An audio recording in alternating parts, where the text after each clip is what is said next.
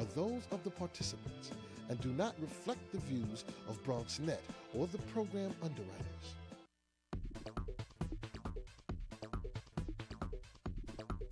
BronxNet. Your voice, your views, your vision.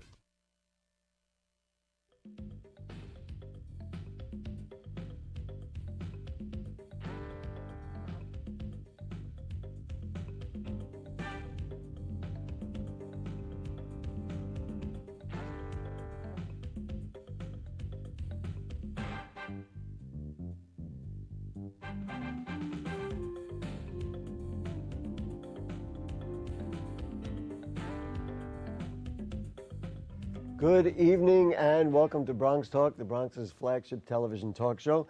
An important show tonight, and we welcome your input. Please join us by calling 718-960-7241. You can also email comments to us at bronxtalk@hotmail.com, and we'll read those on the air during a future edition of our program. Well, it's interesting. We had scheduled a show tonight with a group fighting to build a community center on White Plains Road. And we were also going to have another organization on called the Career Visions Institute. But because of today's stunning developments in the City Council, we've decided to switch gears, and as soon as we can get that show about community centers on the air, we will do so. But for tonight, in case you hadn't heard, the City Council dished Mayor Bloomberg his first defeat in the council on a development initiative when they rejected related companies' plans to develop the Kingsbridge Armory by an overwhelming 45-1 vote. This raises numerous questions, and we're going to go through them tonight with the president of the Northwest Bronx Community and Clergy Coalition, Teresa Anderson. Good evening. Thanks for joining us. Good evening. And also a member of CARA, the Kingsbridge Armory Redevelopment Alliance, Desiree Pilgrim Hunter. Good evening. Good Thank evening. you for joining us. Thank Both you. of them came here at the last minute, but I guess kind of an important day for both of your organizations. Let's start with you, Ms. Anderson. How do you look at today's council vote? There are many different angles, and it's a very complex issue, and it's been complex for many years. What's your perspective right now? We were elated that that the City Council stood up and voted down a plan that was not what the community was going to benefit from. But at the same time, we had mixed feelings about the fact that Related wouldn't come to the table and wouldn't do the living wage, which was something that was feasible, was doable. So it was a little bittersweet. Many people would say, goodness gracious, here's somebody who's working in a community that has so many needs, and jobs and job development is maybe right up at the top of those needs in this day and age. Mayor Bloomberg's reaction from across the ocean there was basically, wow, they turned down 2,200 jobs. How can you in good conscience look everybody in the eye and say, hey, this was kind of a good thing, even though we did turn out 2,200 jobs? Well, I mean, the question can be turned back on him. How could he not create 2,200 jobs of living wage full-time jobs and not go for something like that and want poverty wage jobs, part-time poverty wage jobs for a community that's already strapped? Is the difference $7 an hour, $8 an hour versus $10 or $11 an hour enough to have basically lost the deal on? Is that really a significant amount of money? Frankly, $11 an hour doesn't sound like much of a quote-unquote living wage to me. It's not. It's a couple of dollars, and there were many, many ways of them being able to work out the cost of that. They were getting tax breaks. They were getting the property for almost nothing compared to what it was worth. There were a lot of ways that they could have evened out the amount of salaries that they would have had to pay. Ms. Hunter, what's your perspective, number one, and number two? Did the economy work for businesses who would have been required to pay more? In other words, they claimed all along this was a deal breaker because you can't force companies to pay more, especially in this economy. So number one, how do you feel at this moment? And number two, let's address the other part of that. Well, cautiously optimistic. Again, this was a plan that was bad. It was bad because it was going to keep this community in poverty. Now, if we're going to really engage in job creation, then it means that you create jobs that are full-time living wage jobs with union protections so that folks can actually feed their families, and pay their rents. And a part-time job is just not going to do it. People already are going to part-time jobs, those who have them, and they're finding they're working twice as hard and getting little or nothing, having to work 3 or 4 part-time jobs just to be broke. Why should let's say a shoe store, I don't want to throw out any brand names and single out anybody because it would be pure speculation, but let's say a shoe store that may be run by somebody in the community, and they're in the Armory, why should they be forced to pay $10 or $11 an hour, and somebody who may have a small shoe store right on Kingsbridge Road not be forced to pay that amount of money? Well, truthfully, someone who was in the community who would come into the Armory would not have been able to afford to come into the Armory because they weren't going to get the discounted rate we were asking for businesses to make it so that they could come into the Armory. Mm-hmm. Secondly, with a discounted rent, which is perfectly within the auspices of Related, that would have been one of the ways that the retailers could easily have afforded to pay a living wage. And that's a result of the supposed tax breaks that it would have cost them to attain the property in the first place. Right, because they were getting IDA, $17.8 million in those tax breaks, and then they were getting over $40 million in historical tax credits. A question that has been asked on some of the blogs in response to what happened today, and either of you can have a whack at it, are $7 an hour jobs better than no jobs? Because right now you have nothing and you have a plan that's got to start from scratch. Ms. Anderson, why don't you balance that sheet for me?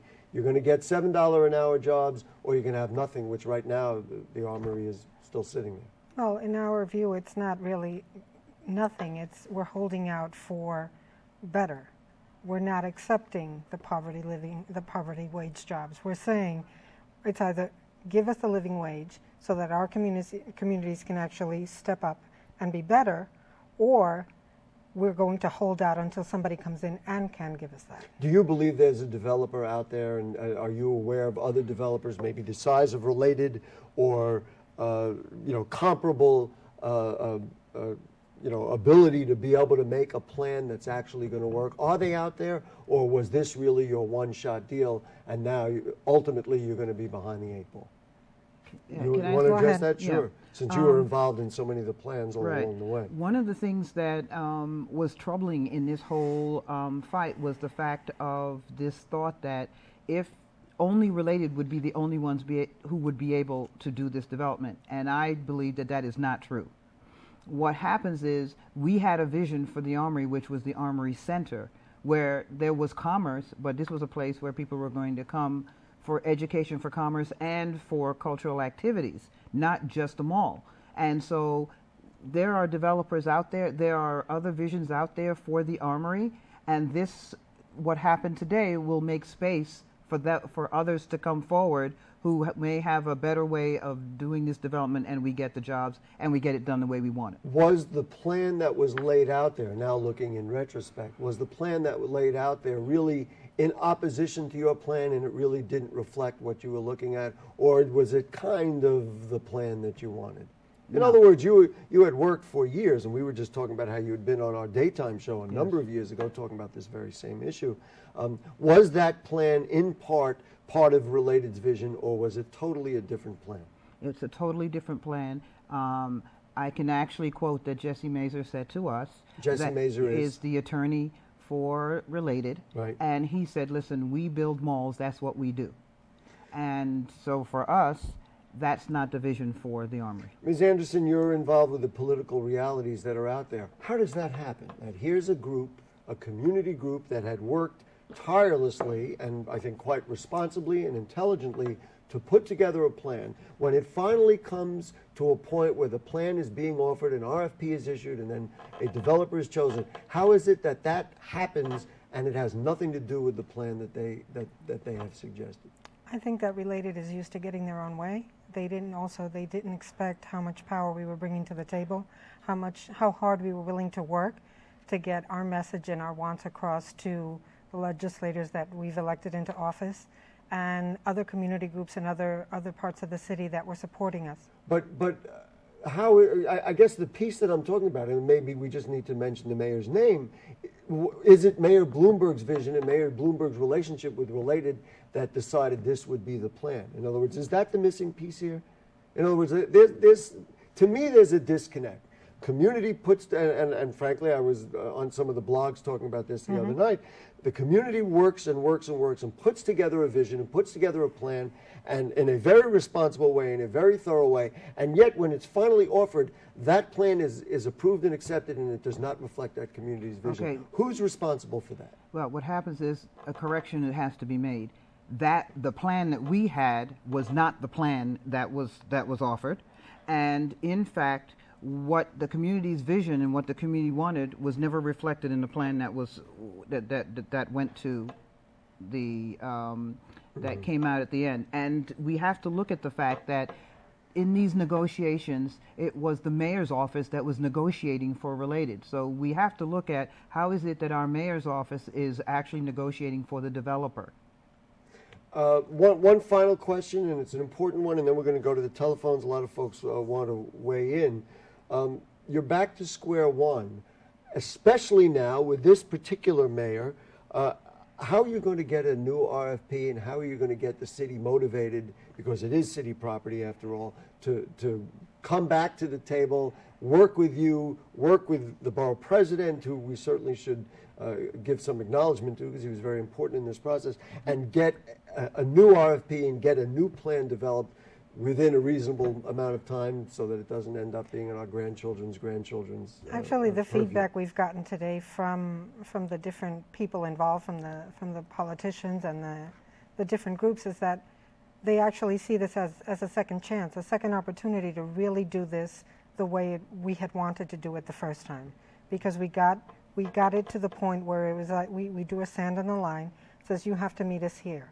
You can't just create something that's not going to benefit our community. And we were heard.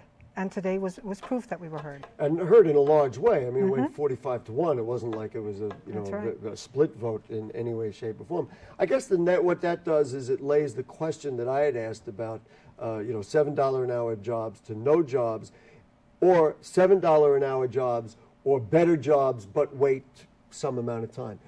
How long is it going to take before you get today's vote to go the other way on a plan that you like? Just throw out a number. A year, 2 years, 5 years, 10 years? I don't think it's going to take that long. A year? 2 years? I think a year. A year. Yeah. A year. Let's go to the telephone and let's take them one at a time. Bob from Riverdale joins us. Hello, Bob. How are you? How are you, Gary? Interesting day. I'm sure you think it's an interesting day. Well, as you know, I was following the story in my column and my paper, the Bronx News. Related was getting almost everything and giving nothing, as you just have said. And at the hearing that the borough president had at Lehman College, I myself asked Jesse Mazer afterwards, I said to him, gee, now that you've heard what the community wants, are you willing to give anything else? And his answer was just one word, no. When I conveyed that to the borough president, he said, we'll see. We're going to try and work out something with Related.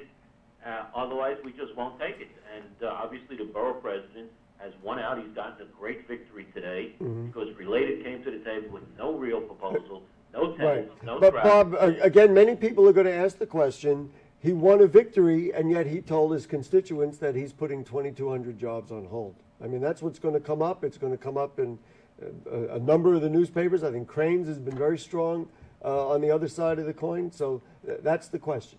Gary, he hasn't put it on hold. It's been on hold since 1993 when the city first got the Armory.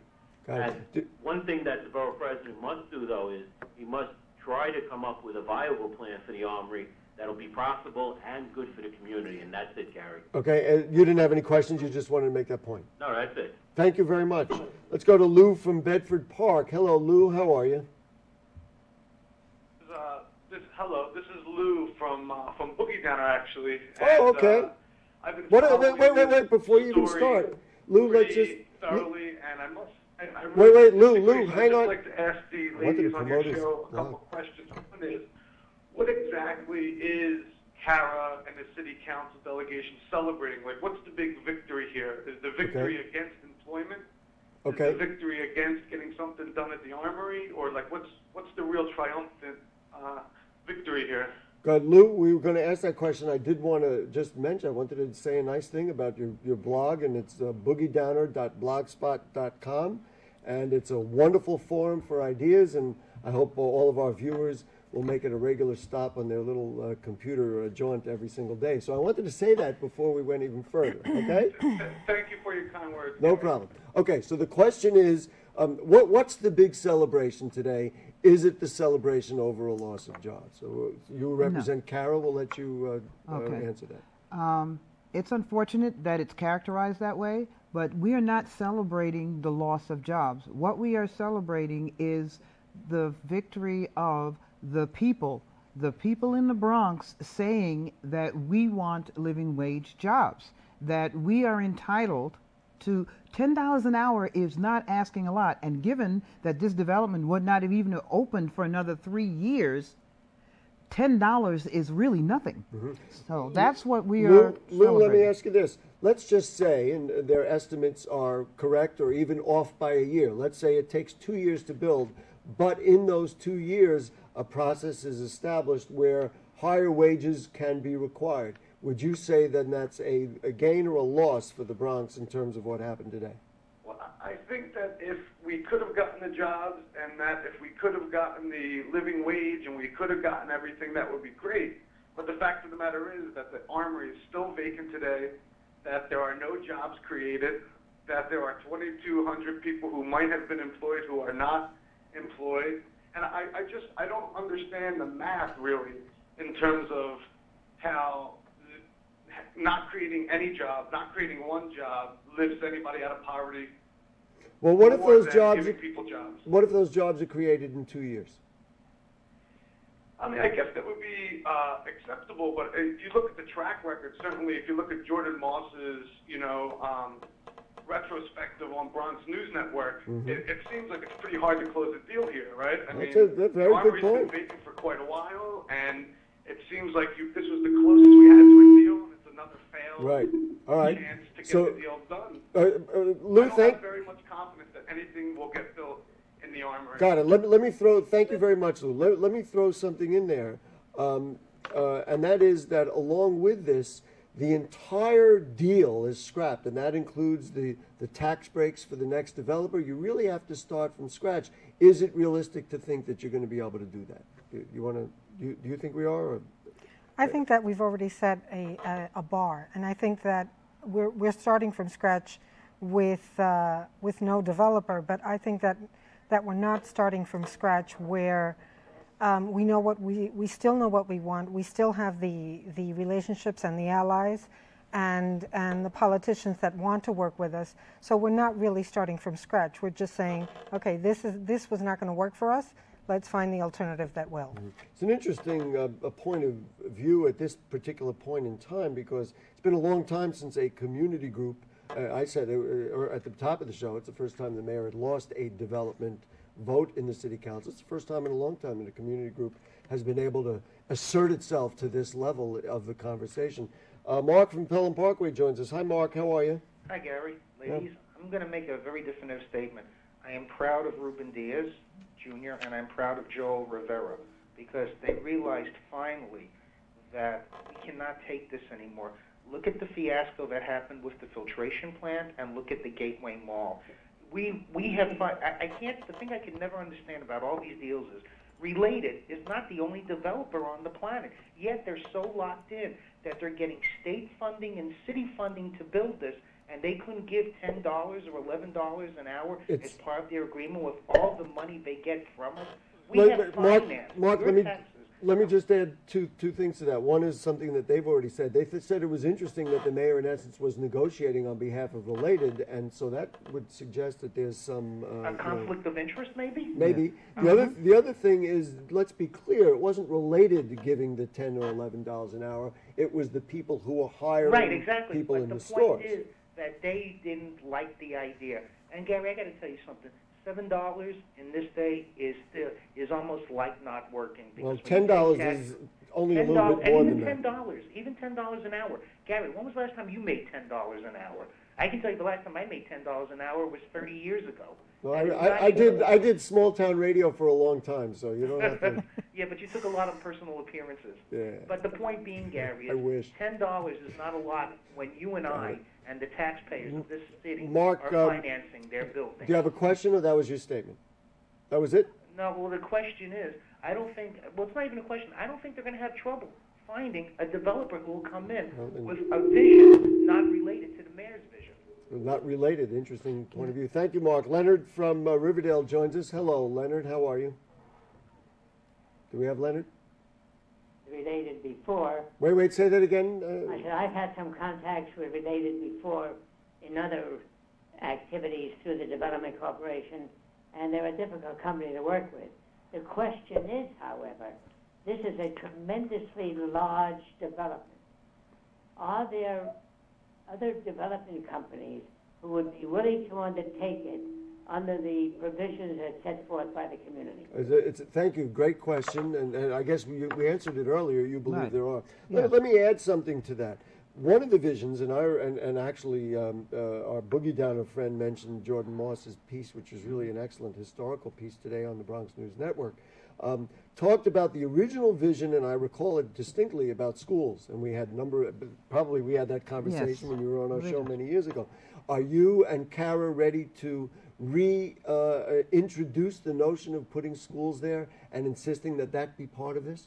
And if so, that's not a profit-making venture, and that's got to come out of either a public fund or somebody's got to determine who's going to pay for that. Okay, well, we haven't given up the schools. We've had a campaign running simultaneously with this one to make sure that there are schools at the Armory.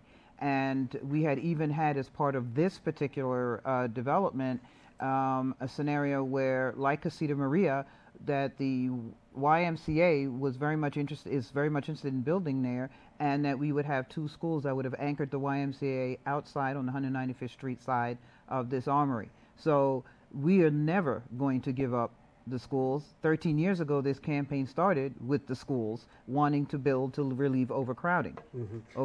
So you're prepared when you have a chance, and presumably you will have some chance to sit down, whether it be with the borough president or the EDC or city officials, and say, let's take a new look at the vision, and that's what the vision would include. Yeah, Absolutely. exactly. Absolutely. Margaret from Kingsbridge Heights. Hello, Margaret. How are you?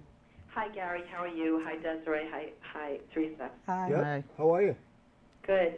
I just called, I was listening to Lou and his frustration over not getting new stores, but I think we just have to remember that the Kingsbridge Armory is a really special development opportunity for the Bronx. It's not just a random vacant lot.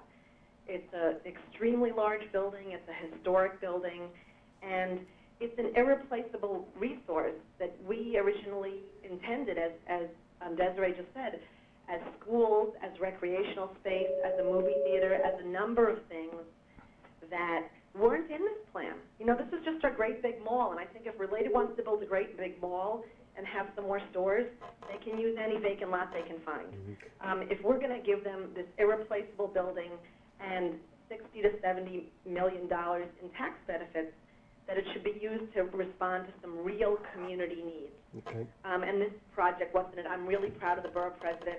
I'm really proud of the city council today. Margaret, thank you very much. We want to squeeze in one more call. We're almost done here. Mark from Eastchester joins us. Hi, Mark. How are you? Yes, good evening, Gary, and good evening, ladies. Good evening. This is Mark Rodriguez from the Political Parent Party, and I've been, we've met on a few occasions, Okay. but I feel this is a great opportunity to introduce manufacturing. Maybe we could make that lower over down here and fix that. Go ahead. I'm sorry. Go ahead, Mark. Say it again. Mark, turn off your TV, the volume on your TV.